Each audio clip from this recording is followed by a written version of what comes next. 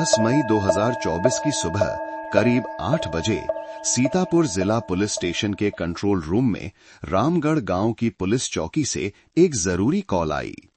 सूचना देने वाले की आवाज कांप रही थी और उसमें चिंता साफ झलक रही थी। उसने बताया, सर, गांव के रहने वाले 72 वर्षीय राम सेवक शर्मा का परिवार पिछले 3 दिनों से लापता है। घर पर बाहर से ताला लगा है और किसी ने उन्हें आते जाते नहीं देखा है। तुरंत एक पुलिस टीम को जांच के लिए भेजा गया। श्री शर्मा का घर गांव की एक छोटी सी गली के अंदर था, जिसके दोनों ओर धान के लहलहाते खेत थे। हवा के झोंकों से सरसराते खेतों का दृश्य किसी भी अन्य दिन की तरह शांत लग रहा था, लेकिन जैसे जैसे टीम घर के करीब पहुंची, माहौल अजीब होता गया। एक मंजिला पक्का मकान ऐसे शांत खड़ा था जैसे वीरान हो। लकड़ी के दरवाजे पर ताला लगा था और दहलीज पर धूल की मोटी परत जमी थी। आस पड़ोस के लोगों ने पुष्टि की कि उन्होंने 3 दिनों से दादा दादी को घर से बाहर निकलते नहीं देखा था और न ही उनके 16 वर्षीय पोते रोहन शर्मा की कोई आवाज सुनी थी। गांव की पुलिस ने दूर रहने वाले श्री शर्मा के रिश्तेदारों से संपर्क करने की कोशिश की, लेकिन सभी ने कहा कि उन्हें कोई जानकारी नहीं है। स्थानीय प्रशासन के प्रतिनिधियों की उपस्थिति में कानूनी प्रक्रिया के अनुसार ताला तोड़ा गया। लकड़ी का दरवाजा खुलते ही अंदर का ठंडा और भयावह माहौल सामने आ गया। अंदर सब कुछ अजीब तरह से बिखरा हुआ था। मेज कुर्सियां खिसकी हुई थीं और कुछ गिलास फर्श पर टूटे पड़े थे।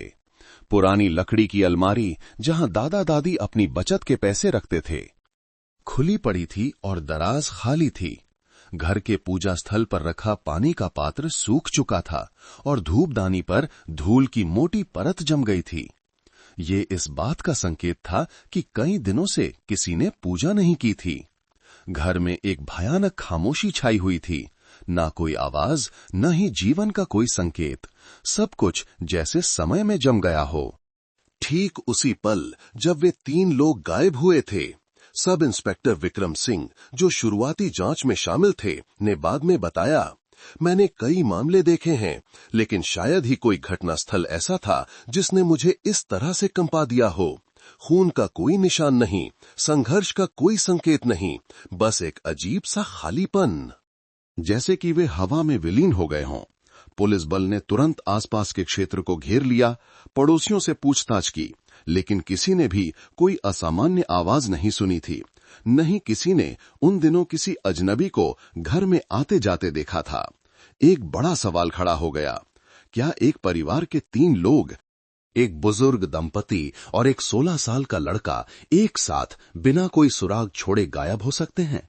या उस शांत दरवाजे के पीछे कोई भयानक रहस्य छिपा था?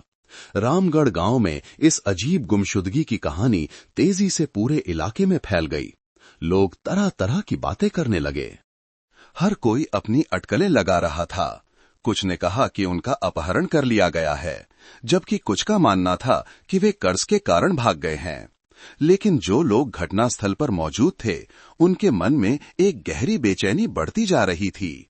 इस गुमशुदगी में कुछ तो गड़बड़ थी, कुछ बहुत ही असामान्य। राम सेवक शर्मा के परिवार की गुमशुदगी में असामान्य संकेतों को देखते हुए अपराध शाखा PC02 और फोरेंसिक विभाग PC09 की टीमें उत्तर प्रदेश पुलिस से तुरंत घटनास्थल पर पहुंची।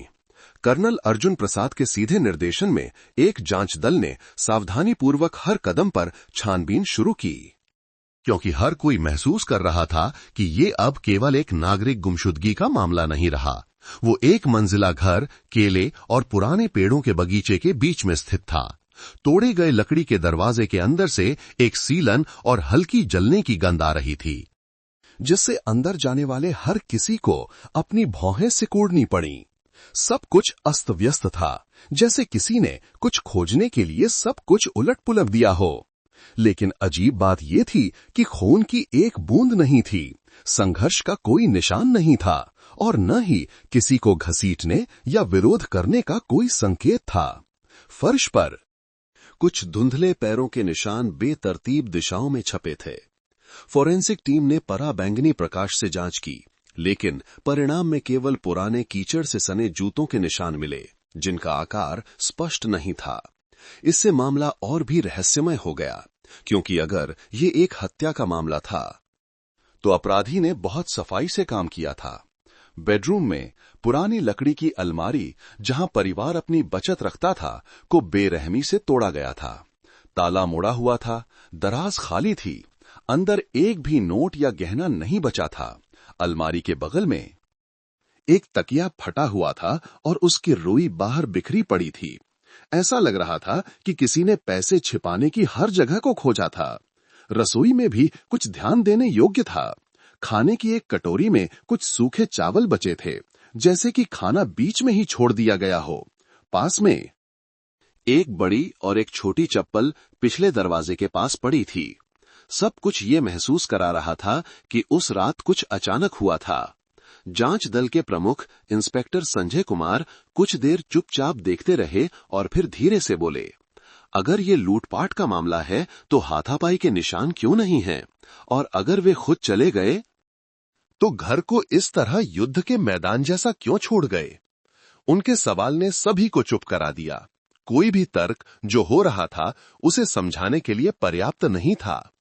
जांच दल ने घर के पिछवाड़े में भी जांच का दायरा बढ़ाया, जहां कुछ छोटे पैरों के निशान कीचड़ में दबे थे, जो बगीचे के अंत में स्थित तालाब की ओर जाते दिख रहे थे। हालांकि तालाब का उपयोग लंबे समय से नहीं हुआ था।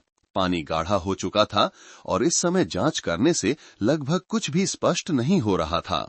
फिर भी घटनास्थल की रिपोर्ट में जांचकर्ताओं ने इस विवरण को भविष्य के मिलान के लिए नोट कर लिया।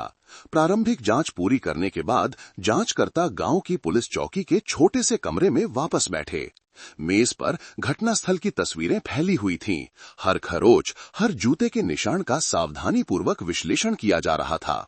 स्थिति के आधार पर विशेष जांच दल ने अस्थायी रूप से पहली परिकल्पना प्रस्तुत की। ये संभवतः एक अपहरण लूटपाट का मामला था। अपराधी रात में घर में घुसे होंगे। पैसे लेने के लिए दादा दादी और पोते को काबू में किया होगा। फिर पकड़े जाने से बचने के लिए वे तीनों को कहीं और ले गए होंगे। ये परिकल्पना सुनने में तार्किक लग रही थी, क्योंकि घर से संपत्ति गायब थी और मौके पर हत्या का कोई संकेत नहीं था। लेकिन कर्नल प्रसाद जैसे अनुभवी जांचकर्ताओं के लिए सब कुछ संदिग्ध रूप से बहुत सीधा साधा लग रहा था। एक वास्तविक अपहरण में आमतौर पर फिरौती की मांग होती है, लेकिन 3 दिन हो चुके थे, न कोई कॉल, न कोई संदेश, न ही संपर्क का कोई संकेत। तो अगर ये अपहरण नहीं है तो क्या है? उन्होंने धीमी आवाज में पूछा। उनकी आंखें टूटी हुई अलमारी की तस्वीर पर टिकी थीं। एक अस्पष्ट बेचैनी सभी के दिलों में घर कर गई। ऐसा लग रहा था जैसे किसी ने जानबूझकर एक उत्तम नाटक रचा हो, एक नकली घटनास्थल तैयार किया हो ताकि जांच को भटकाया जा सके।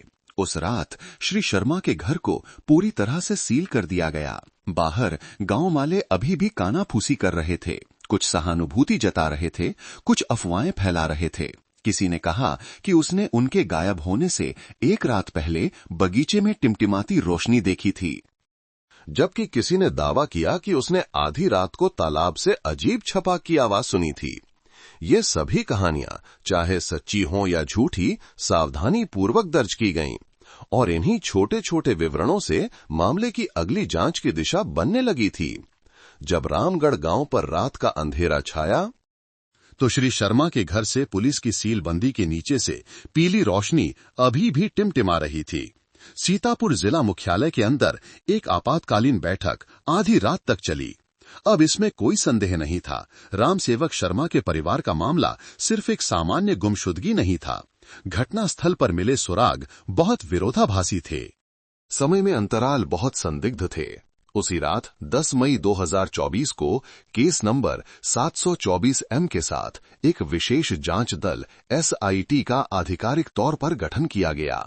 724M नाम मामले की खोज की तारीख 10/5/24 से 724 और M अक्षर मिसिंग लापता के लिए रखा गया था। ये नाम पूरी टीम को याद दिलाने के लिए था कि उन्हें लापता लोगों को वापस लाना है, चाहे वे जीवित हों या मृत। विशेष जांच दल का नेतृत्व कर्नल अर्जुन प्रसाद कर रहे थे, जो उत्तर प्रदेश पुलिस की अपराध शाखा के प्रमुख थे। एक ऐसे व्यक्ति जो अपनी बहादुरी, सख्ती और अपने अधीनस्थों के मनोविज्ञान को समझने के लिए जाने जाते थे। उनके नेतृत्व में लगभग 30 अधिकारियों और जवानों को कई टीमों में विभाजित किया गया, जो स्थानीय पुलिस के साथ मिलकर काम कर रहे थे, जिससे पूरे क्षेत्र में एक घना जांच नेटवर्क बन गया। कार्य सौंपते समय कर्नल प्रसाद की आवाज धीमी लेकिन दृढ़ थी। पहला लक्ष्य तीनों पीड़ितों का पता लगाना है। जिंदा हैं तो इंसान मिले, मर गए हैं तो लाश मिले। सभी जांच दिशाओं को समानांतर चलाना होगा।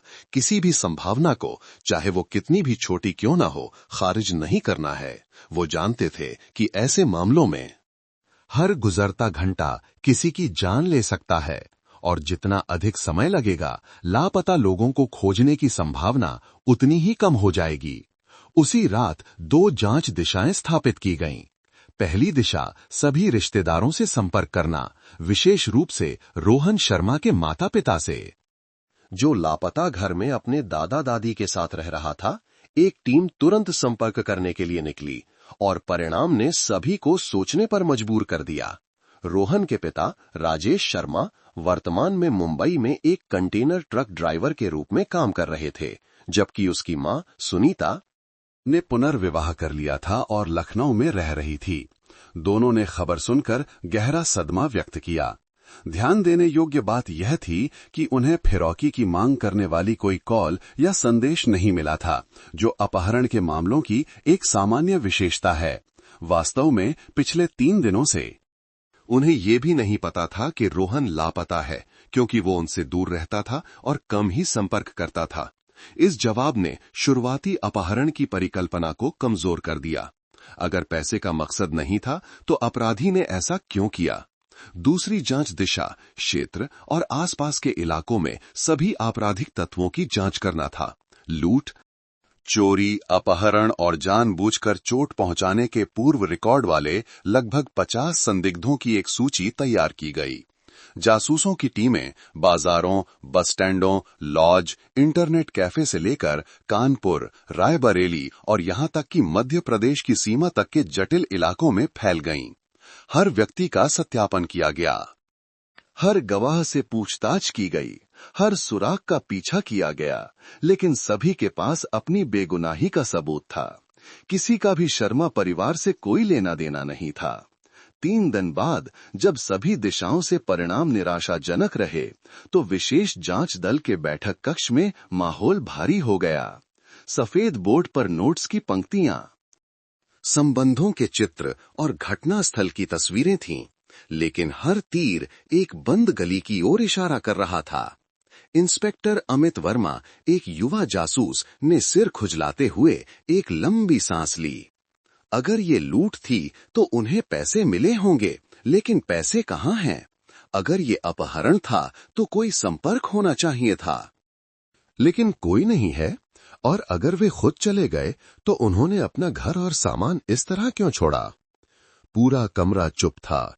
केवल कर्नल प्रसाद की कलम की मेज पर हल्की थपथपाहट की आवाज आ रही थी, एक नियमित लय जो दबाव से भरी थी। उन्होंने पोते रोहन शर्मा की तस्वीर को देखा, एक दुबला पतला लड़का जिसकी आंखों में एक ठंडक थी। और फिर धीरे से कहा, हम बाहर देख रहे हैं, लेकिन क्या पता जवाब उसी घर के अंदर ही छिपा हो। उनके शब्दों ने कमरे में हवा को जैसे जमा दिया। एक नई जांच की दिशा, जोखिम भरी लेकिन संभावनाओं से भरी, बनने लगी। बाहरी अपराधी को खोजने के बजाय कर्नल प्रसाद ने परिवार के सदस्यों, विशेष रूप से रोहन शर्मा, एकमात्र युवा पोते जिसका व्यवहार असामान्य था, के व्यक्तित्व का पुनर्निर्माण करने का सुझाव दिया।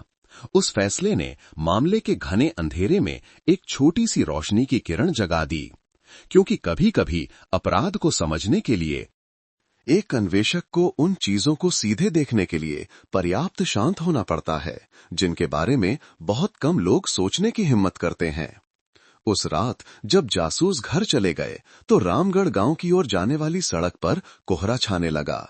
दूर से कुत्तों के भौंकने की आवाज सुपारी के पेड़ों से सरसराती हवा के साथ मिलकर उन बेचैन आत्माओं की आह की तरह लग रही थी, और छोटे से कमरे में जहां विशेष जांच दल का मुख्यालय था, रोशनी पूरी रात जलती रही।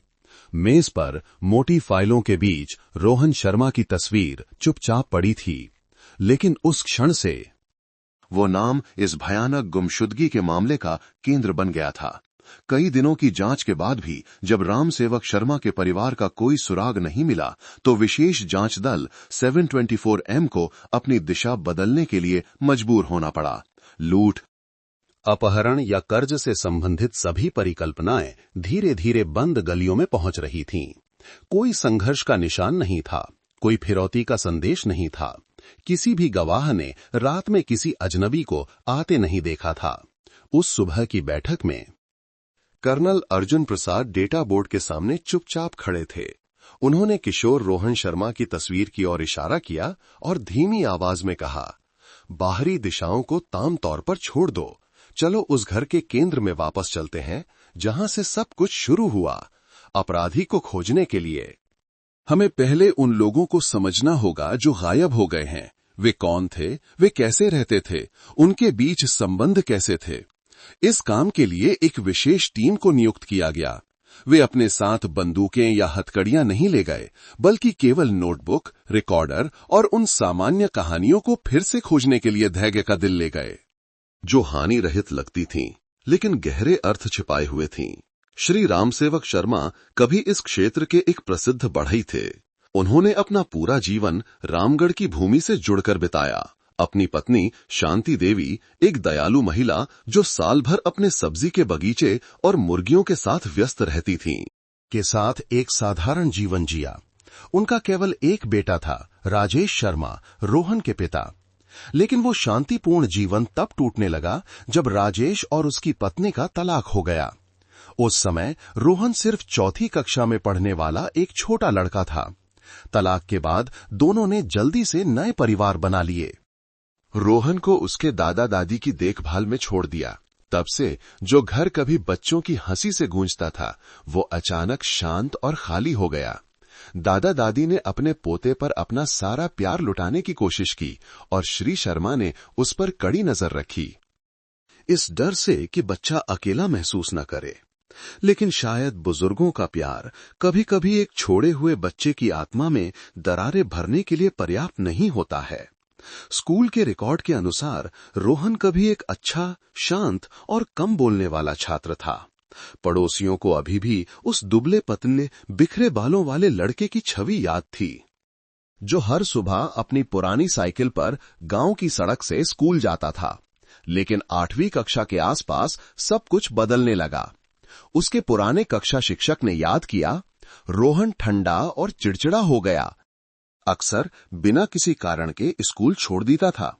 एक बार मैं उसे याद दिलाने के लिए उसके घर गया और देखा कि वो एक कोने में अकेला बैठा है, किसी को देखने की भी जहमत नहीं उठा रहा। ये बदलाव उस समय के साथ मेल खाता था जब रोहन की मां ने पुनर्विवाह किया था। कई लोगों का मानना था कि लड़के ने पूरी तरह से परित्यक्त महसूस किया। उसके बूढ़े दादा दादी, जो कमजोर थे, ये नहीं जानते थे कि उसके साथ कैसे साझा करें। इसलिए रोहन के अंदर की सारी उदासी दिन ब दिन बढ़ती गई। स्कूल छोड़ने के बाद रोहन ने क्षेत्र के बुरे दोस्तों के समूह के साथ घूमना शुरू कर दिया। वे युवा लड़के गांव के बाहर एक गेम पार्लर और चाय की दुकान पर इकट्ठा होते थे। शुरू में ये सिर्फ कुछ बार बाहर घूमना था, लेकिन धीरे धीरे वो स्वतंत्रता और विद्रोह की भावना का आदी हो गया। पड़ोसियों ने कई बार रोहन को देर रात घर आते देखा। उसका चेहरा लाल और उसके शरीर से सिगरेट के धुएं की गंध आती थी। श्री शर्मा उसे डांटते थे, जबकि शांति देवी केवल आहें भर सकती थीं। एक बार वो गुस्से में पूरी रात के लिए चला गया।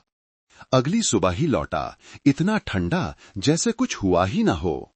जैसे जैसे वो बड़ा होता गया, रोहन को नियंत्रित करना और भी मुश्किल हो गया। गांव के कुछ लोगों ने बताया कि हाल ही में वो अक्सर अपने दादा दादी से बाहर जाने के लिए पैसे मांगता था। अगर उसे नहीं दिए जाते तो वो गुस्सा हो जाता, चीजें तोड़ देता और यहां तक कि चिल्लाता भी था। एक पड़ोसन ने डर और दया के साथ याद किया, रोहन इन दिनों बहुत अजीब हो गया है। एक दिन वो दोपहर की धूप में घर आया और फिर पूरे दिन के लिए दरवाजा बंद कर लिया। जब मैंने पूछा तो उसने जवाब नहीं दिया, बस मुझे बहुत ठंडी आंखों से देखा मैडम। जांच दल ने उस बयान को दर्ज किया। हर कोई कांप गया।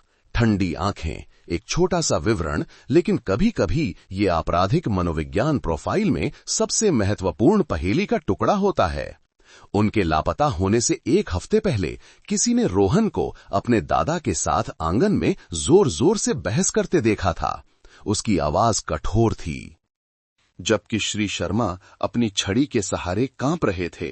कोई नहीं जानता था कि वे किस बारे में बात कर रहे थे। उन्होंने केवल देखा कि बाद में श्री शर्मा लंबे समय तक दहलीज पर अकेले बैठे रहे। उनकी आंखें दूर तक देख रही थीं। जब विशेष जांच दल ने उन अंतिम दिनों में दादा दादी और पोते की यात्रा का पुनर्निर्माण किया, तो उन्होंने 6 से 7 मई 2024 तक एक समय अंतराल की खोज की। किसी ने उन्हें घर से बाहर निकलते नहीं देखा था, न ही किसी ने अंदर से कोई बातचीत या आवाज सुनी थी। इसका मतलब था कि अगर कुछ हुआ था तो ये सब उन 2 दिनों के भीतर हुआ था। और इससे भी अजीब बात यह है कि 7 मई की रात से आसपास के पड़ोसियों ने बताया कि घर में रोशनी नहीं जली थी, जबकि इससे पहले शांति देवी हर शाम पूजा के लिए दिया जलाती थीं। ये सभी संकेत जब एक साथ रखे गए तो एक धुंधली लेकिन बहुत संदिग्ध तस्वीर बन गई। पोता, जिसे कभी इस गुमशुदगी के मामले में सबसे कम उम्र का शिकार माना जाता था, अब कई अस्पष्ट बिंदुओं के साथ सामने आया था। स्कूल छोड़ना, बुरे दोस्तों के साथ घूमना, चिड़चिड़ापन, दादा दादी के साथ संघर्ष और विशेष रूप से घटना के समय गायब हो जाना। कर्नल अर्जुन प्रसाद ने रोहन की तस्वीर को देखा और धीरे से कहा, कुछ दर्द ऐसे होते हैं जिन्हें कोई याद नहीं करना चाहता, लेकिन कभी कभी उन्हीं में अपराध का जवाब छिपा होता है। ये कथन जांच के एक बड़े मोड़ का संकेत था। विशेष जांच दल ने अपनी सारी ताकत रोहन शर्मा का पता लगाने पर केंद्रित करने का फैसला किया, क्योंकि अगर लड़का जीवित था तो वो सबसे महत्वपूर्ण गवाह था, और अगर नहीं तो वो इस त्रासदी की महत्वपूर्ण कड़ी हो सकता था। जब सभी बाहरी जांच दिशाएं एक गतिरोध पर पहुंच गईं, तो विशेष जांच दल 724M ने अपनी पूरी ताकत उस एकमात्र व्यक्ति पर केंद्रित करने का फैसला किया जिसने एक बड़ा सवालिया निशान छोड़ा था। रोहन शर्मा, श्री शर्मा का 16 वर्षीय पोता, वो घर में सबसे छोटा था। वो वही था जिसके संघर्ष थे, जिसे घर से भाग जाने की आदत थी, और सबसे महत्वपूर्ण बात, वो अपने दादा दादी के साथ गायब हो गया था। लेकिन क्या रोहन एक शिकार था या एक गवाह?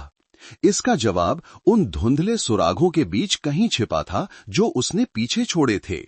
तकनीकी विशेषज्ञता का उपयोग करते हुए पीसी टीम ने उस फोन से स्थान डेटा की जांच की जिसका रोहन अक्सर उपयोग करता था। फोन बंद था, लेकिन सिस्टम अभी भी 8 मई की सुबह कानपुर शहर के उत्तरी क्षेत्र में अंतिम पिंग स्थान का पता लगाने में सक्षम था, जो श्री शर्मा के घर से लगभग 40 किलोमीटर दूर था। इस विवरण ने पूरे विशेष जांच दल को चौंका दिया। अगर रोहन वास्तव में कानपुर में था, तो इसका मतलब था कि वो गुमशुदगी की घटना के बाद घर से चला गया था। और इससे भी महत्वपूर्ण बात यह है कि वो चुपचाप चला गया, किसी की मदद के बिना, जबरदस्ती का कोई संकेत छोड़े बिना। कर्नल अर्जुन प्रसाद ने धीमी आवाज में कहा, कानपुर एक जटिल क्षेत्र है। वहां कई अस्थायी लॉज हैं, नशीली दवाओं की लत और स्वतंत्र श्रमिक मिश्रित हैं। अगर रोहन वहां छिपा है तो बहुत संभावना है कि वो किसी चीज से बच रहा है। उसी दोपहर एक जासूस टीम को भेजा गया। वे अपने साथ तस्वीरें, व्यक्तिगत जानकारी और उन क्षेत्रों की एक सूची ले गए जहां रोहन अक्सर जाता था। रोहन की पुरानी फाइल से पुलिस को कुछ दोस्तों की सूची मिली जिनके साथ वो खेलता था। उनमें से एक विकास कुमार था, 17 साल का, जो वर्तमान में कानपुर में एक निर्माण मजदूर के रूप में काम कर रहा था। जब उसे पूछताछ के लिए बुलाया गया तो विकास घबराया हुआ लग रहा था। उसने कबूल किया कि 1 हफ्ते पहले रोहन ने उसे कानपुर आने के लिए संदेश भेजा था, ये कहते हुए कि वो कुछ दिनों के लिए निर्माण मजदूर के रूप में काम करके पैसा कमाना चाहता है। हालांकि जब विकास ने पूछा कि वो कहां है, तो रोहन ने केवल एक संक्षिप्त संदेश भेजा, मैं कुछ नए दोस्तों के साथ ताम रुका हूं, ज्यादा मत पूछ। विकास ने यह भी कहा कि हाल ही में रोहन अजीब व्यवहार कर रहा था, कम मुस्कुराता था, जीवन से ऊब जाने की शिकायत करता था और एक बार कहा था कि उसके दादा दादी उसे नहीं समझते और हमेशा शिकायत करते रहते हैं। इन बयानों ने कर्नल प्रसाद को अपनी भौहें सिकोड़ने पर मजबूर कर दिया। एक किशोर जो हताशा और अकेलेपन से भरा था, एक औद्योगिक क्षेत्र में भाग गया जो खतरों से भरा था। ये सिर्फ भागना नहीं था, ये एक लंबी गिरावट का संकेत हो सकता था। कानपुर रात में नहीं सोता। औद्योगिक क्षेत्र से रोशनी सफेद धुंधली धारियों में फैल रही थी, जो अस्थायी लॉज से भरी तंग गलियों को रोशन कर रही थी। जासूस टीम ने आसपास के आवासीय क्षेत्रों में एक गुप्त तलाशी शुरू की। वे हर दुकान के मालिक, हर लॉज के गार्ड से पूछताछ करने के लिए मजदूरों, ड्राइवरों और यहां तक कि डिलीवरी बॉय के रूप में भी गए।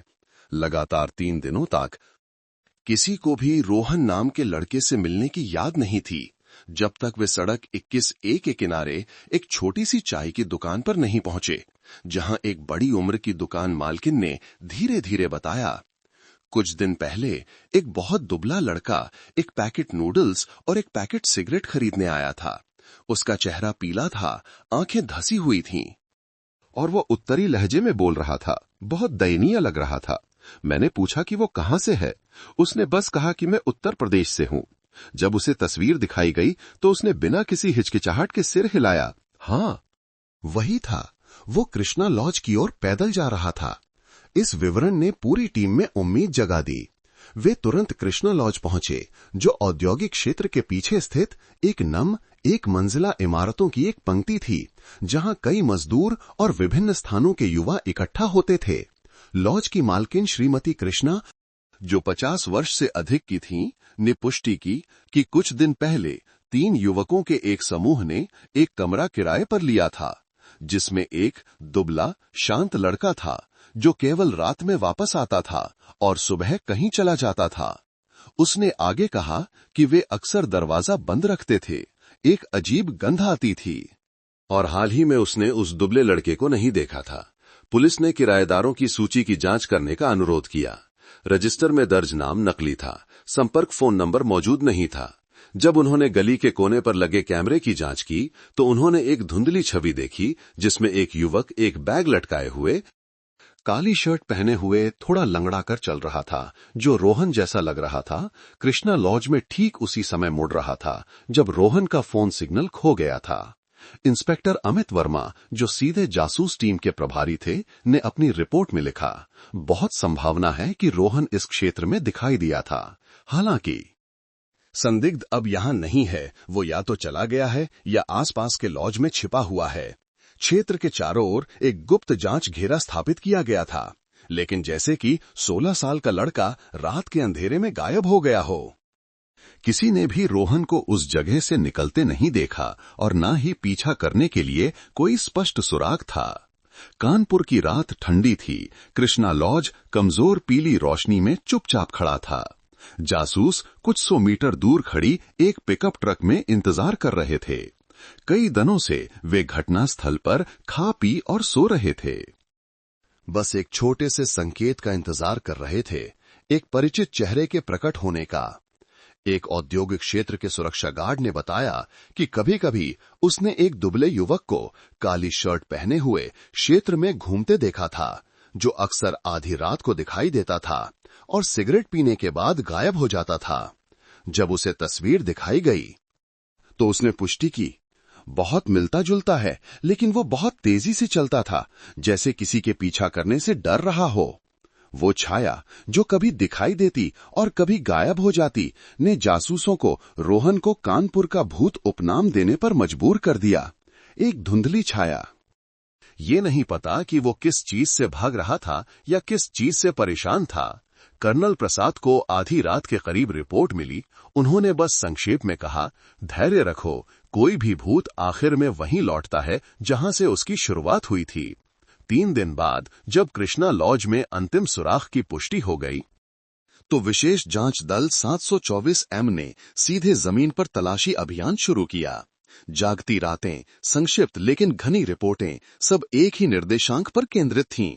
कमरा नंबर 17, कानपुर औद्योगिक क्षेत्र, जहां एक दुबला, काली शर्ट पहने व्यक्ति अभी भी आधी रात को चुपके से दिखाई देता था। कर्नल अर्जुन प्रसाद ने एक तत्काल आदेश जारी किया। हम उसे और भागने नहीं दे सकते। चाहे वो शिकार हो या संदिग्ध, हमें उस तक पहुंचना होगा। लेकिन याद रखें, पूरी तरह से सुरक्षित रहें। संदिग्ध को घबराने से रोकें। ये कथन धीमा लेकिन दृढ़ था, जिसने हल्की बारिश की रात में एक मूक घेराबंदी की शुरुआत की।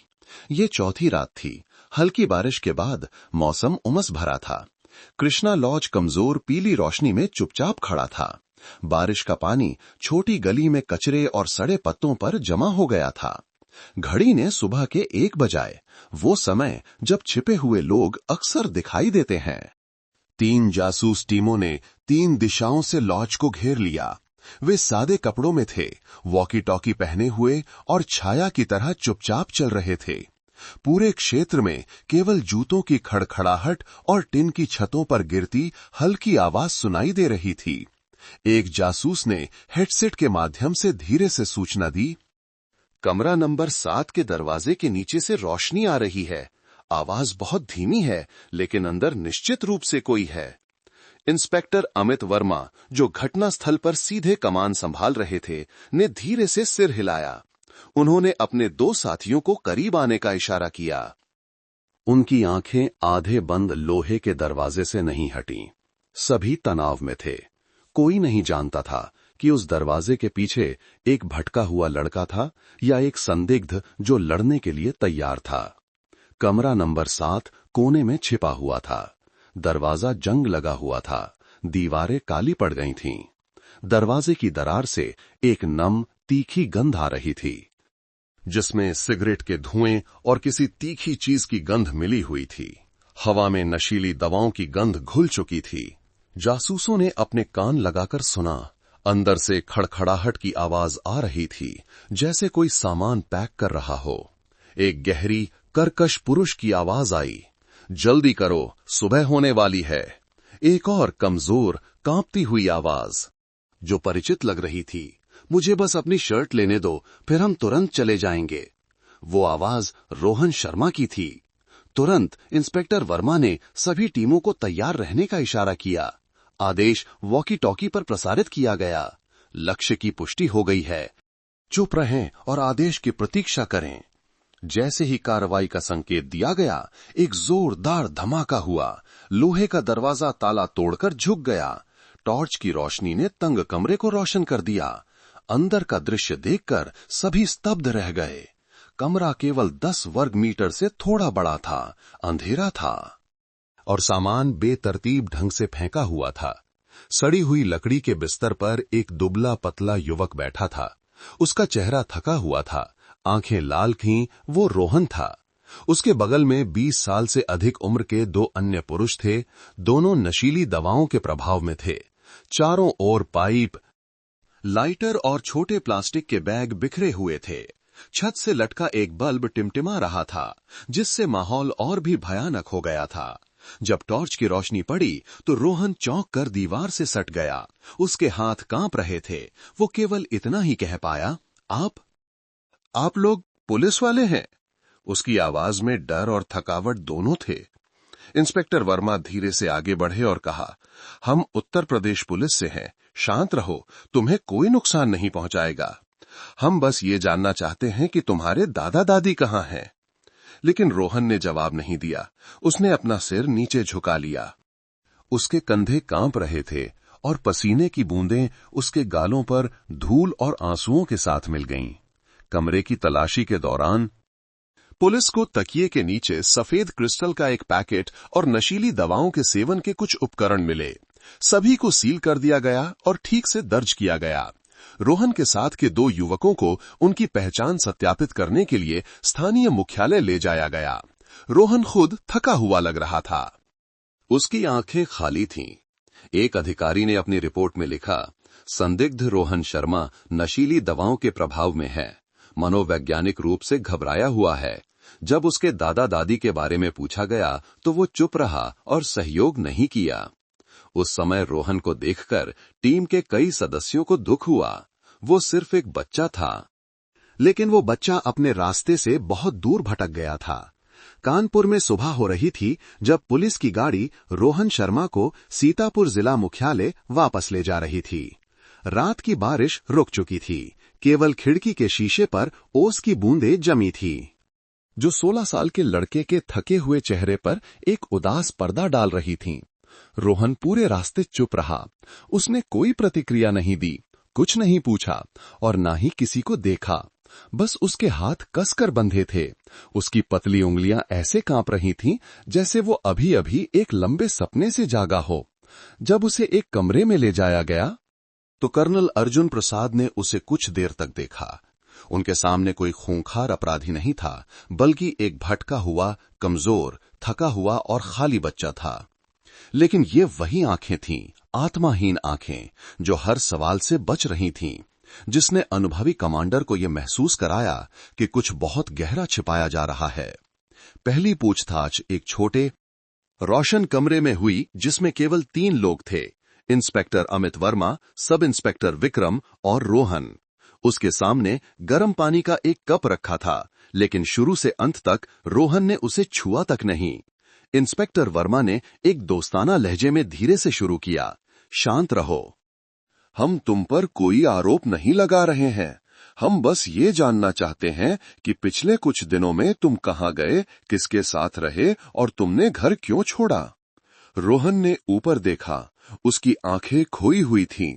उसने धीमी, कर्कश आवाज में जवाब दिया, मैं कुछ दिनों के लिए यहाँ मजदूरी करने आया था। दादा दादी घर पर ठीक थे। मुझे कुछ नहीं पता। एक सरल लेकिन अतार्किक जवाब। अगर वे ठीक थे तो पूरा परिवार क्यों गायब हो गया? अगर वो मजदूरी कर रहा था तो वो नशा करने वालों के समूह के साथ एक कमरे में क्यों था, जो नशीली दवाओं के उपकरणों से भरा था? ये सवाल धीरे से पूछे गए, लेकिन रोहन केवल चुपचाप सिर झुकाए रहा। उसने अपने दोनों हाथों को एक दूसरे में फंसा लिया। हर उंगली कांप रही थी। जब भी उससे गहराई से पूछा जाता तो वो अपनी आंखें कहीं और घुमा लेता, जैसे वो बातचीत से बचना चाहता हो। रोहन ने कहा कि उसके पास पैसे नहीं थे और उसे जीने के लिए काम खोजना पड़ा। लेकिन पुलिस को उसकी जेब में 2300 रुपए नकद मिले, जो करीने से मुड़े हुए थे। जब स्रोत के बारे में पूछा गया तो उसने केवल फुसफुसाया, मेरे दोस्त ने दिया।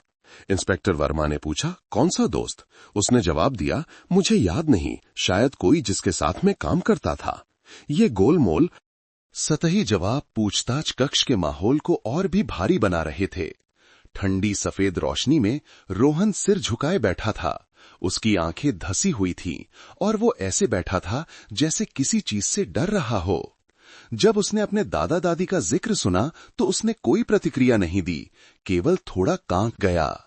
एक छोटी सी प्रतिक्रिया जिसने जांचकर्ताओं को चौंका दिया। लगभग 2 घंटे के बाद पूछताछ अभी भी एक गतिरोध पर थी। कोई स्वीकारोक्ति नहीं, कोई नया विवरण नहीं। वो किशोर एक ठंडे पत्थर की तरह था, न मुंह खोल रहा था, न कोई भाव दिखा रहा था।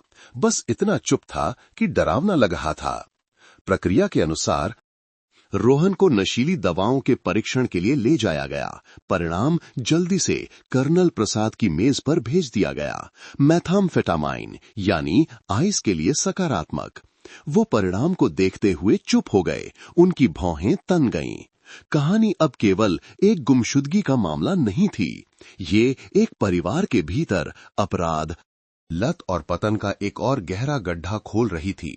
जब परिणाम की सूचना दी गई तो रोहन ने केवल एक फीकी मुस्कान दी। मुझे पता है, कोई बात नहीं। इस कथन ने कमरे को जैसे जमा दिया।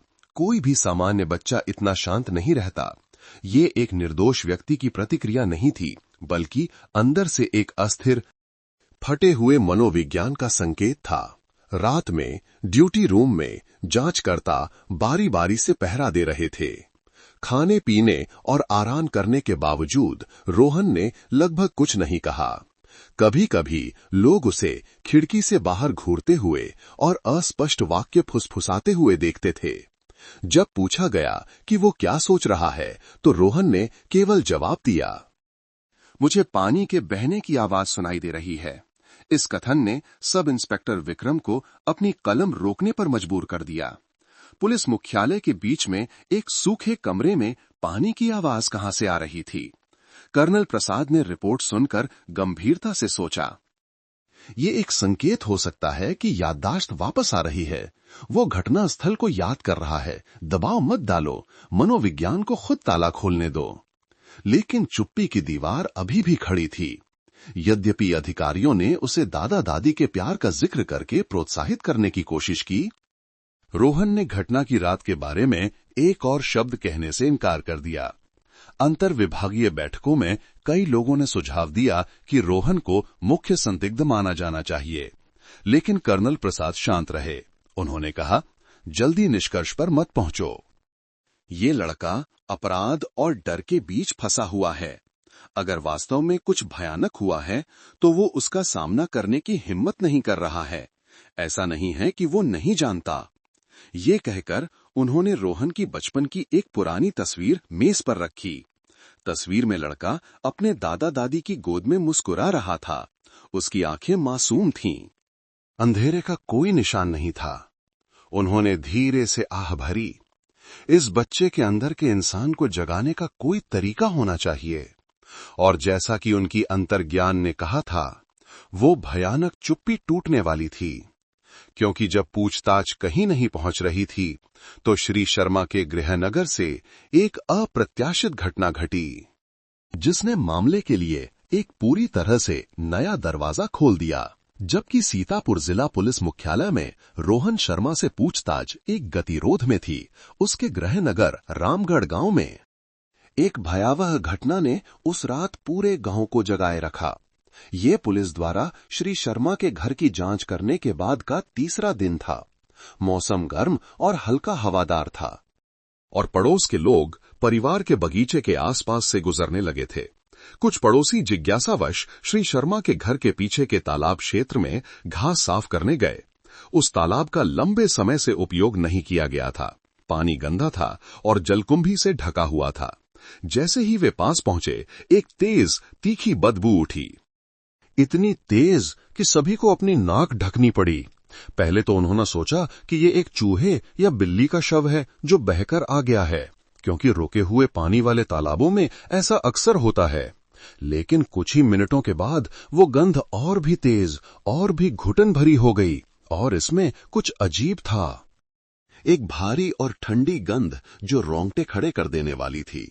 श्रीमती कमला, जो श्री शर्मा के घर के बगल में रहती थीं, ने बाद में बताया, उस समय मैंने देखा कि पानी की सतह पर मक्खियां भिनभिना रही थीं और कुछ प्लास्टिक के थैले तैर रहे थे। मैंने सोचा कि ये कचरा है, लेकिन ध्यान से देखने पर मुझे कुछ ऐसा लगा जैसे इंसानी बाल हों। श्रीमती कमला जोर से चिल्लाईं। पूरा गांव दौड़कर आया। कुछ युवा पुरुषों ने तुरंत एक लंबे बांस का उपयोग करके एक प्लास्टिक के थैले को खींचने की कोशिश की, और एक पल में एक भयावह दृश्य सामने आया। भीगे हुए कपड़ों के टुकड़े और लाश की गंध इतनी तेज थी कि दिमाग सुन्न हो गया। किसी ने और छूने की हिम्मत नहीं की। एक व्यक्ति ने तुरंत गांव के पुलिस को फोन किया। उसकी आवाज कांप रही थी, सर, ऐसा लगता है कि श्री शर्मा के घर के तालाब में एक लाश है। उसी दोपहर विशेष जांच दल 724M फोरेंसिक और बचाव दल के साथ घटनास्थल पर मौजूद था। तालाब के आसपास का क्षेत्र पूरी तरह से सील कर दिया गया था और निवासियों को दूरी बनाए रखने के लिए कहा गया था। दोपहर की धूप नीचे आ रही थी। तालाब की सतह से भाप उठ रही थी, जिससे एक पतली धुंधली धुंध बन रही थी, जिसने दृश्य को और भी भयानक बना दिया। बचाव दल के सदस्यों ने सुरक्षात्मक कपड़े पहनकर और लोहे के हुक का उपयोग करके नीचे गोता लगाया। हर बार जब रस्सी खींची जाती तो तालाब का पानी बदबूदार बुलबुले छोड़ता। फिर पहले हुक ने कुछ भारी, चिकना और ठंडा पकड़ लिया। तालाब के नीचे से एक मानव आकृति को धीरे धीरे ऊपर खींचा गया, जो एक पुराने कंबल में कसकर लपेटी हुई थी, रस्सी से बंधी हुई थी और 2 बड़े पत्थरों से दबी हुई थी। जब कंबल खुला तो सभी स्तब्ध रह गए। वो श्री राम सेवक शर्मा का शव था। उनकी छाती पर एक तेज वस्तु से लगे घाव के निशान अभी भी थे। माहौल पूरी तरह से शांत था। केवल पड़ोसियों की कानाफूसी और दबी हुई सिसकियां थीं। एक युवा अधिकारी ने सिर झुकाकर आ भरी, हे भगवान, वो इतने भले आदमी थे। खोज कार्य जारी रहा। अधिकारियों ने धैर्यपूर्वक पूरे तालाब के तल की तलाशी ली, क्योंकि इस तरह के मामले में अपराधी अक्सर एक ही तरह से सबूतों को नष्ट करते हैं। और वास्तव में केवल 1 घंटे बाद दूसरा शव मिला। इस बार ये श्रीमती शांति देवी श्री शर्मा की पत्नी थीं, जो रस्सी से बंधी हुई थीं और 2 भारी पत्थरों से दबी हुई थीं।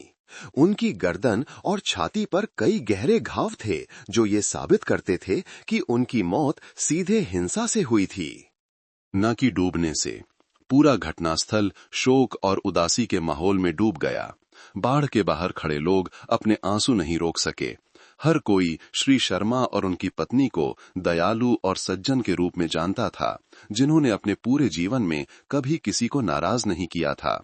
कोई भी विश्वास नहीं कर सकता था कि वे 2 लोग, जिन्होंने कभी बाढ़ के दौरान पूरे गांव के लिए खाना बनाया था, अब अपने ही घर के पीछे के तालाब में ठंडे पड़े थे। जब शवों को बाहर निकाला गया तो फॉरेंसिक टीम ने मौके पर ही जांच की। जहां शव मिले थे, उसके बगल में उन्हें एक पुरानी टूटी हुई रस्सी मिली, जिसमें कीचड़ लगा हुआ था और चाकू से काटने के निशान थे। पास में गाढ़े कीचड़ में एक अधिकारी ने एक चमकती हुई धातु की वस्तु देखी, एक थाईलैंड का चाकू जिसका ब्लेड जंग लगा हुआ था और काले प्लास्टिक का हैंडल था। सभी सबूतों को सावधानी पूर्वक एकत्रित किया गया, सील किया गया और फोरेंसिक जांच के लिए भेज दिया गया। कर्नल प्रसाद ने कुछ नहीं कहा, केवल धीरे धीरे शांत हो रहे तालाब के पानी को देखा। उनकी आवाज कर्कश थी। अपराध हमेशा सुराग छोड़ जाता है, चाहे वो कितना भी गहरा क्यों न दफन हो। वो जानते थे कि उस तालाब से आने वाली लाश की गंध केवल मौत की गंध नहीं थी, बल्कि सच्चाई की गंध थी, जो धीरे धीरे लेकिन निश्चित रूप से सतह पर आ रही थी। उसी समय जिला मुख्यालय में रोहन ने अचानक अजीब व्यवहार करना शुरू कर दिया। शाम के लगभग 6 बजे जब एक अधिकारी खाना लेकर आया, तो उसने खिड़की से बाहर देखा और धीरे से कहा, यहां तालाब के पानी की गंध क्यों आ रही है? कोई नहीं समझ पाया कि इस कथन का क्या मतलब है, जब तक कि घटनास्थल से खबर नहीं आई। श्री और श्रीमती शर्मा के शव उनके घर के पीछे के तालाब में मिले थे। पूरा कमरा चुप था। इंस्पेक्टर वर्मा ने अपनी मुट्ठी भींच ली, धीरे से फुसफुसाया, तो मेरा अंतर्ज्ञान सही था। उसी रात शव परीक्षण की प्रारंभिक रिपोर्ट वापस भेज दी गई। दोनों पीड़ितों की मौत लगभग 4 से 5 दिन पहले हुई थी, जो रोहन के गांव से गायब होने के समय के साथ पूरी तरह से मेल खाती थी। और यहीं पर सभी पहेली के टुकड़े जुड़ने लगे। वो व्यक्ति जिसे विशेष जांच दल ने कभी अंतिम शिकार माना था, अब उन 2 भयानक मौतों का रहस्य रखने वाला हो सकता था। 15 मई 2024 की सुबह उत्तर प्रदेश पुलिस के फॉरेंसिक विज्ञान प्रयोगशाला में माहौल तनावपूर्ण था। सभी की आंखें धातु की मेज पर टिकी थीं, जहां एक थाईलैंड का चाकू रखा था, जिसे अभी अभी श्री शर्मा के घर के तालाब से निकाला गया था। ब्लेड जंग लगा हुआ था, लेकिन अभी भी कीचड़ के निशान थे और प्लास्टिक के हैंडल पर कुछ छोटे रेशे चिपके हुए थे। ये एकमात्र सुराग था और शायद उस मामले की पूरी सच्चाई को खोलने की अंतिम कुंजी थी, जिसने पूरे राज्य को झकझोर दिया था। फॉरेंसिक विशेषज्ञों की टीम ने कई घंटों तक लगातार काम किया, पानी में धुंधले हो चुके उंगलियों के निशानों को पुनर्प्राप्त करने के लिए। तरीकों का उपयोग करते हुए उन्होंने चाकू के हैंडल पर प्रक्रिया करने के लिए विशेष रसायनों का उपयोग किया। माइक्रोस्कोप के नीचे दिखाई देने वाली हर रेखा समय की धूल से ढकी यादों की पंक्तियों की तरह थी। उसी दोपहर एक आश्चर्यजनक परिणाम कर्नल अर्जुन प्रसाद को भेजा गया। एक अधूरा लेकिन मिलान के लिए पर्याप्त उंगलियों का निशान बरामद किया गया था। परिणाम रोहन शर्मा, जन्म 2008, दोनों पीड़ितों के पोते के साथ मेल खाता था। कमरा पूरी तरह से शांत था, कोई एक शब्द भी नहीं बोल सका। सबूत बोल चुका था और पहली बार अपराध का एक स्पष्ट आकार था। कर्नल प्रसाद ने धीरे से फाइल नीचे रखी, अपने सामने 16 साल के किशोर की तस्वीर को देखा। एक मासूम, दुबला पतला चेहरा, लेकिन खाली आंखें। रोहन, मैंने उम्मीद करने की कोशिश की थी कि तुम सिर्फ एक शिकार हो, उन्होंने फुसफुसाया, लेकिन सच्चाई कभी किसी पर दया नहीं करती। उस दोपहर रोहन को फिर से पूछताछ कक्ष में ले जाया गया। अब पहली बार की ठंडी रोशनी नहीं थी, बल्कि एक उदास दोपहर थी। सलाखों से छनकर आती धूप फर्श की टाइलों पर लंबी धारियां बना रही थीं। कर्नल प्रसाद उसके सामने बैठे, उनकी आवाज धीमी लेकिन दृढ़ थी। तुमने कहा कि तुम्हें अपने दादा दादी के बारे में कुछ नहीं पता, है ना? रोहन ने सिर हिलाया, उसकी आंखें नीचे थीं। उन्होंने फाइल का बैग खोला, धीरे से साफ किए गए चाकू को मेज पर रखा। चाकू का ब्लेड पीली रोशनी में मंद रूप से चमक रहा था। ये वस्तु तुम्हारे घर के पीछे के तालाब में मिली थी और इसके हैंडल पर तुम्हारी उंगलियों के निशान हैं। तुम्हारे दादा दादी मिल गए हैं। रोहन, कमरा चुप्पी में डूब गया। रोहन का शरीर अकड़ गया, उसकी आंखें चौड़ी हो गईं, एक भयभीत नजर। एक क्षण बाद उसने धीरे से कहा, उसकी आवाज कांप रही थी, नहीं, ये नहीं हो सकता। मैंने नहीं किया। लेकिन फिर उसके कंधे कांपने लगे, उसके माथे पर पसीना आ गया और मेज पर टपकने लगा। उसने कुर्सी के किनारे को कसकर पकड़ने की कोशिश की, लेकिन जितना अधिक उसने कोशिश की, सच्चाई उतनी ही गहरे घावों की तरह उसकी यादों में कट रही थी। कर्नल प्रसाद ने चिल्लाया, नहीं! केवल श्री और श्रीमती शर्मा की तस्वीर को उसकी ओर धकेला। देखो, ये वे लोग हैं जिन्होंने तुम्हें बचपन से पाला, तुम्हें खिलाया, तुम्हें पढ़ाया, तुम्हें एक घर दिया। क्या तुम्हें सच में नहीं पता कि उनके साथ क्या हुआ? रोहन घुटनों के बल झुक गया, उसके छोटे कंधे कांप रहे थे, आंसू मेज पर गिरने लगे। खुली पड़ी रिपोर्ट को गीला कर रहे थे। लगभग 1 घंटे की चुप्पी के बाद रोहन ने अपना सिर उठाया, उसकी आंखें लाल थीं। उसने धीमी, रूंधी हुई आवाज में कहा, मैंने जानबूझकर नहीं किया। मैं बस दवा खरीदने के लिए पैसे मांगना चाहता था, लेकिन दादाजी ने मुझे डांटा, कहा कि मैं बिगड़ गया हूं और मुझे जाने के लिए कहा। मुझे बहुत गुस्सा आया। मैंने उन्हें डराने के लिए चाकू उठाया। मेरा इरादा सच में ऐसा करने का नहीं था। वो रुक गया, अपने चेहरे को अपने हाथों से ढक लिया। लेकिन जब दादाजी ने उसे छीनने की कोशिश की तो चाकू बस लग गया, खून बहने लगा। मैं बहुत डर गया। दादी दौड़ी आई, मैं घबरा गया और नहीं जानता था कि क्या करूं। पूरा कमरा चुप था। कोई भी उस कबूलनामे को बाधित करने की हिम्मत नहीं कर रहा था, जो टूटे फूटे, घुटे हुए शब्दों में बाहर आ रहा था। इतना सच कि रोंगटे खड़े हो गए। रोहन ने बताया कि अपराध करने के बाद वो घबरा गया और नहीं जानता था कि क्या करे। डर के मारे उसने अपने दादा दादी के शवों को घर के पीछे खींचा, उनके शरीर से पत्थर बांधे और उन्हें ठिकाने लगाने के लिए पानी में धकेल दिया।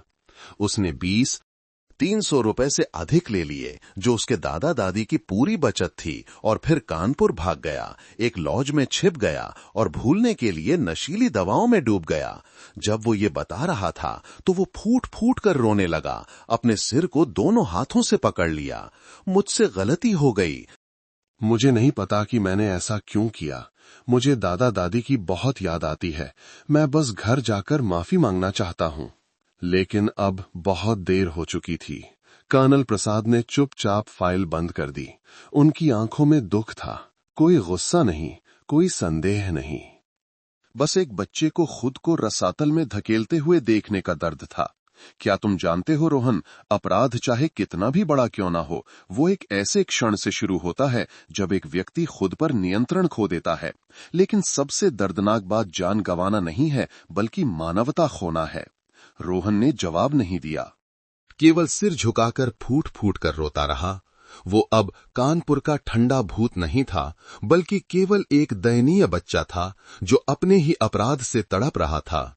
उस शाम शव परीक्षण और सबूतों के परिणाम पूरे हो गए। रोहन की उंगलियों के निशान चाकू के हैंडल पर मिले निशानों से पूरी तरह मेल खाते थे। शवों को बांधने वाली रस्सी के रेशे रोहन के घर में मिले पुराने कपड़ों से मेल खाते थे। दोनों पीड़ितों की मौत का समय रोहन के गांव से जाने के दिन के साथ मेल खाता था।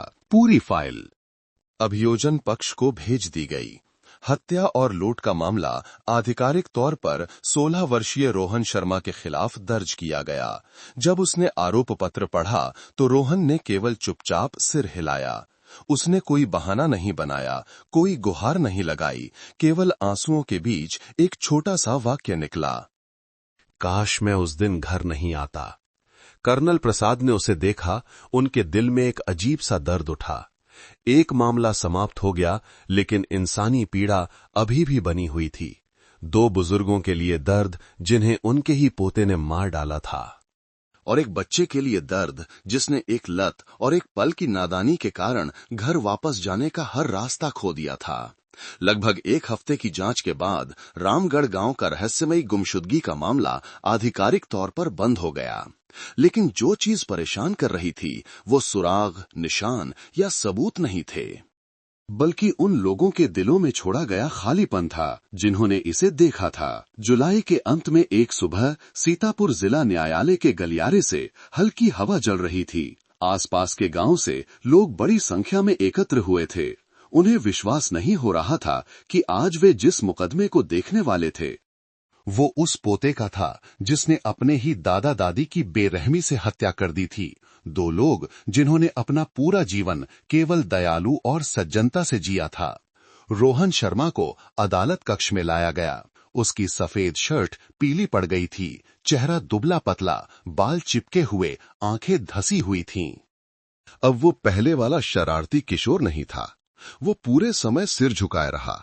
उसके हाथ एक दूसरे में उलझे हुए थे, ऐसे कांप रहे थे जैसे उसे डर हो कि अगर उसने सिर उठाया तो उसे हजारों लोगों की आंखों का सामना करना पड़ेगा जो उसे घूर रहे थे। अदालत कक्ष में लाउडस्पीकर की आवाज धीरे धीरे गूंजी। न्यायाधीश की आवाज स्पष्ट थी। अभियुक्त रोहन शर्मा, जन्म 2008, पर हत्या और लूट का आरोप है। फैसला सुनाने से पहले अभियुक्त कुछ कहना चाहता है। माहौल पूरी तरह से शांत था। रोहन ने अपना सिर उठाकर सीधी न्यायाधीश की बेंच की ओर देखा। उसकी आंखों में अब घबराहट नहीं थी, केवल थकावट। स्वीकृति और शायद देर से आया हुआ पछतावा था। मुझे अपना अपराध स्वीकार है। मैं दादा दादी से, सभी से माफी मांगता हूं। मैं उन्हें मारना नहीं चाहता था, मैं बस खुद पर नियंत्रण नहीं रख सका। मुझे दादा दादी की बहुत याद आती है। हर रात मैं उन्हें देखता हूं। वे तालाब के किनारे खड़े होकर मुझे देखते हैं। पूरा अदालत कक्ष चुप हो गया। दर्शकों की सीटों में बैठी एक महिला रोने लगी। वो रोहन की मां थी जिसने उसे 4 साल की उम्र में उसके दादा दादी के पास छोड़ दिया था। वो सिसकियों के बीच चिल्लाई, बेटा, काश मैंने तुम्हें नहीं छोड़ा होता तो आज ये दिन नहीं आता। मां के रोने से माहौल और भी घुटन भरा हो गया। कुछ लोग मुड़ गए, कुछ ने चुपचाप सिर झुका लिया, और कर्नल अर्जुन प्रसाद, जो पुलिस बल की सीटों में पीछे बैठे थे, ने केवल धीरे से अपनी आंखें बंद कर लीं। उन्होंने कई मुकदमे देखे थे, लेकिन उन्होंने कभी किसी बच्चे को अपने ही हाथों के कारण रोते नहीं देखा था। विचार विमर्श के बाद न्यायाधीश बेंच पर लौटे। सभी खड़े हो गए। उनकी आवाज धीमी और स्पष्ट थी। सीतापुर जिला न्यायालय अभियुक्त रोहन शर्मा को हत्या और लूट का दोषी पाती है। अभियुक्त का कृत्य विशेष रूप से गंभीर है। जिसने उन 2 लोगों की जान ले ली जिन्होंने उसे पाला था, जिससे समाज में आक्रोश है। हालांकि ये देखते हुए कि अभियुक्त अभी भी किशोर है, उसने ईमानदारी और पछतावा दिखाया है। अदालत ने मृत्युदंड के बजाय आजीवन कारावास की सजा देने का फैसला किया है। एक कानाफूसी की आवाज उठी, नरमी के कारण नहीं, बल्कि इसलिए कि ये एक ऐसा फैसला था जो मानवता से भरा था, सख्त भी था और इतना भी कि रोहन को अपने बाकी जीवन के लिए इसकी कीमत चुकानी पड़े। फैसला सुनकर रोहन मेज पर गिर गया। उसके कंधे कांप रहे थे। उसने चिल्लाया नहीं, विरोध नहीं किया, केवल रोया। एक ऐसे बच्चे की तरह रोया जो अभी अभी समझा है कि सब कुछ सच में खत्म हो गया है। जब रोहन को ले जाया जा रहा था तो उसकी मां केवल उसके पीछे दौड़ सकी, निराशा में चिल्लाती हुई, बेटा मुझे माफ कर दो, मैंने तुम्हारे और तुम्हारे दादा दादी के साथ गलती की है। उसने मुड़कर देखा, उसकी आंखें खोई हुई थीं। मां, मैं बस घर जाना चाहता हूं। लेकिन उसके सामने अब कोई घर नहीं था। रामगढ़ गांव का पुराना एक मंजिला घर अब केवल काई लगी दीवारों, बरामदे में सूखे फूलों के गमलों और एक शांत तालाब के साथ बचा था, जहां सभी रिश्ते, अपराध और आंसू दफन थे। मुकदमे के बाद क्षेत्र के कई लोग अभी भी उस मामले के बारे में बात करते रहे। उन्हें न केवल उन दो दुर्भाग्यशाली बुजुर्गों के लिए दुख था, बल्कि एक ऐसे बच्चे के लिए भी दुख था जिसे अपने ही घर में छोड़ दिया गया था। एक ऐसी जगह जो प्यार का आश्रय होनी चाहिए थी, लेकिन अकेलेपन और गलती की जड़ बन गई। कर्नल अर्जुन प्रसाद ने मामले की समीक्षा बैठक में अपने साथियों से कहा, न्याय हो गया है, लेकिन सबसे दर्दनाक बात यह देखना है कि अपराध प्यार की कमी से पैदा होता है। अगर उस दिन किसी ने समय पर हाथ बढ़ाकर उस लड़के को पकड़ लिया होता तो शायद ये मामला कभी नहीं होता। वो रुके और खिड़की से बाहर देखा। दोपहर की पीली धूप पुराने सुपारी के पेड़ों पर पड़ रही थी, जो श्री शर्मा और उनकी पत्नी की छवि की याद दिला रही थी। और वो जानते थे कि वो बुजुर्ग दंपति अब शांति से हैं। मामला बंद हो गया था, लेकिन इंसान, परिवार और प्यार के बारे में चिंता हमेशा बनी रहेगी।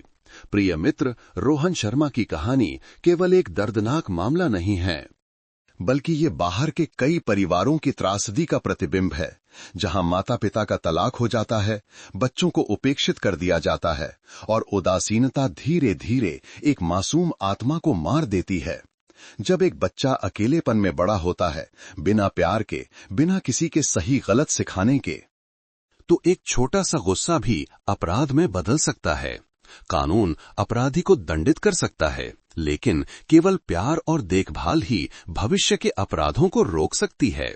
ये मामला समाप्त हो गया है, लेकिन हम में से प्रत्येक, चाहे माता पिता, रिश्तेदार या पड़ोसी हों, खुद से पूछना चाहिए, कितना समय हो गया है जब हमने एक अकेले बच्चे की बात नहीं सुनी है। आप सब कहां से हैं, कमेंट में जरूर बताइएगा।